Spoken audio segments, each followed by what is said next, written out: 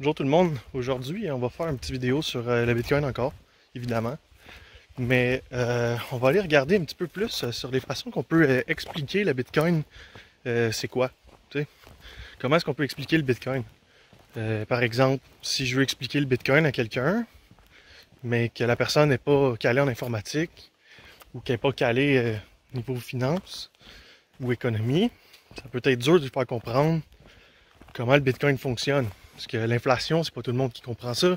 Puis malgré ça, même ceux qui croient comprendre l'inflation, la comprennent pas vraiment. Parce que la majorité des gens prennent l'inflation pour acquis. Mais l'inflation, est-ce que c'est vraiment quelque chose qu'on devrait prendre pour acquis? Dans le sens où, est-ce que c'est normal que dans un système, on ait une fuite de 2 à 3% par année? Puis là, en ce moment, ça l'a monté. On dit que c'est rendu à 5,4 ou 5,6%. Peut-être même que dans les faits, c'est plus haut que ça. Parce qu'il y a beaucoup de données qu'on exclut quand on fait le compte de l'inflation de l'année. Donc, ma question, c'est un petit peu, est-ce que c'est normal d'avoir une perte comme ça de notre pouvoir d'achat à toutes les années? On va faire la première analogie. On va comparer ça un petit peu avec des tuyaux puis la science. On va dire ça comme ça, des fluides, des tuyaux, la science. Exemple que j'ai une pelle hydraulique. Qu'est-ce qui fait que ma pelle hydraulique, elle est forte? C'est qu'elle est étanche. Si ma pelle hydraulique, elle est étanche, elle a de la force. Pourquoi? Parce qu'il y a de la pression dans les tuyaux quand on pousse le fluide. Puis ça fait en sorte qu'on peut lever des charges vraiment lourdes. Sauf que s'il y a une fuite dans ma hose, peut être sûr que l'huile va pisser par la hose, puis on va perdre toute notre force. Est-ce que c'est normal que notre système économique soit comme ça? Parce qu'en soi, l'inflation, c'est une fuite dans le tuyau. On pourrait dire la même chose en plomberie.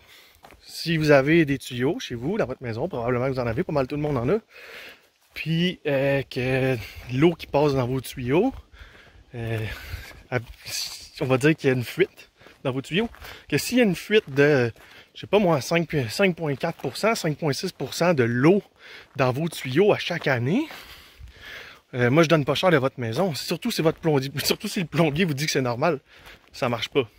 Que ça, c'est la première analogie qu'on peut faire là, sur l'inflation, en se servant des fluides, puis d'une façon de voir les choses peut-être un petit peu plus orientée vers la science. Ensuite de ça, on peut le voir aussi totalement différemment. On peut le voir aussi comme étant de l'énergie et de la fréquence. Donc, votre argent, c'est un petit peu une façon de storer votre énergie.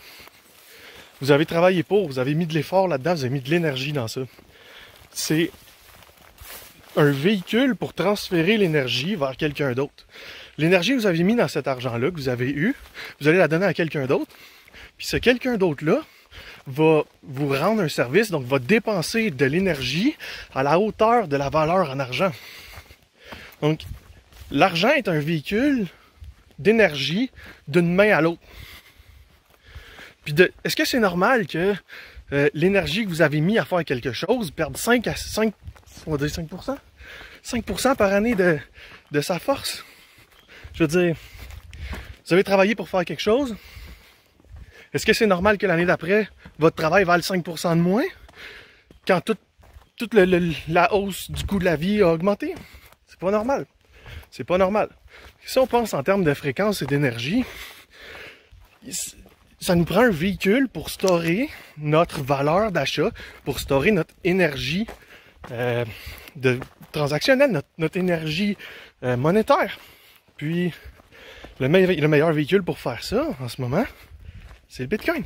C'est le meilleur cheval. C'est le cheval sur lequel si j'avais à better sur un seul cheval, c'est sur ce cheval-là que je bettrais.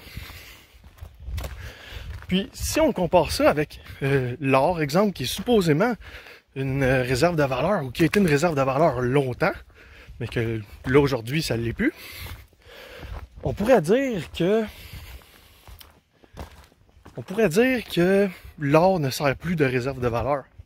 Parce que elle a sous-performé presque tout. Le S&P 500 a surperformé l'or. Le Bitcoin a surperformé l'or. Je crois que l'or, c'est quelque chose de dépassé. Puis c'est en train de se faire dépasser par le Bitcoin puis les autres crypto-monnaies. Puis que de ne pas s'y exposer, c'est quasiment un danger. Je pense qu'en ce moment, le plus gros risque, c'est de ne pas prendre de risque à s'exposer au Bitcoin. Encore là, pas des conseils financiers. Mais c'est pas mal ça. Puis sinon, on peut toujours faire d'autres analogies. Que je vous en lance un autre. En tant qu'investisseur, on va dire. En tant qu'investisseur, si exemple vous investissez dans des actions, vous investissez dans l'or, vous investissez dans quoi que ce soit. Si vous investissez dans l'or, vous connaissez probablement déjà le stock to flow. Le stock to flow, c'est quelque chose de très important. Ça s'applique à tout. C'est la seule chose qui fait qu'un actif peut avoir de la valeur. On parle de rareté. Tu sais, les seules choses qui ont de la valeur, c'est les choses qui sont rares. Il n'y a rien dans le monde qui a une valeur puis qui n'est pas rare. Rien. Prenez exemple un médecin. Vous allez payer pour ses connaissances qui sont rares. C'est pour ça que le médecin gagne plus qu'un autre. Même chose pour le dentiste, même chose pour whatever. Tout ce qui est rare a une valeur.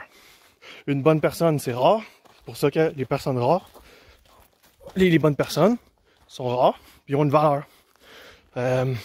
Je sais pas, moi, on peut prendre vraiment n'importe quoi.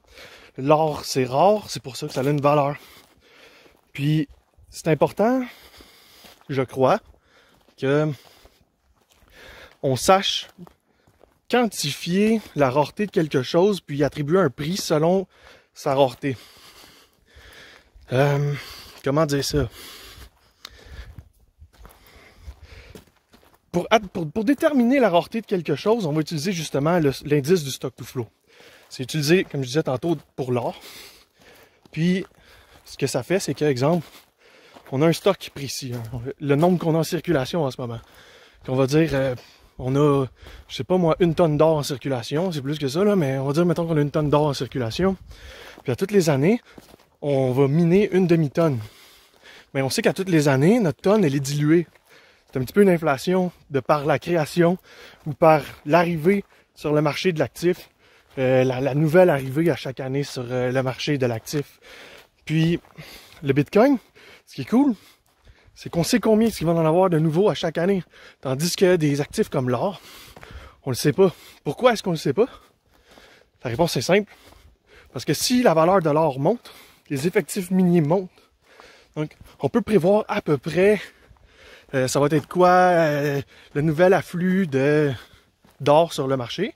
On peut pas prévoir avec exactitude parce que si les prévisions sont meilleures qu'on pensait, il va y avoir plus d'effectifs miniers, donc plus de nouvelles actifs qui vont rentrer sur le marché. Donc ça dilue le market cap. Parce que le market cap, c'est la valeur totale investie. Puis en dessous, tu as le nombre d'actifs, disons. Fait que, on va dire au lieu d'avoir 1 tonne, tu as 1,5 tonnes pour presque le même nombre d'argent. Fait que tu viens de perdre 50% de ta valeur, right? Que c'est pour ça que le Bitcoin, c'est, selon moi, mieux. Parce qu'on peut déterminer avec exactitude combien vont être minés à travers le temps. Ou quand, comment.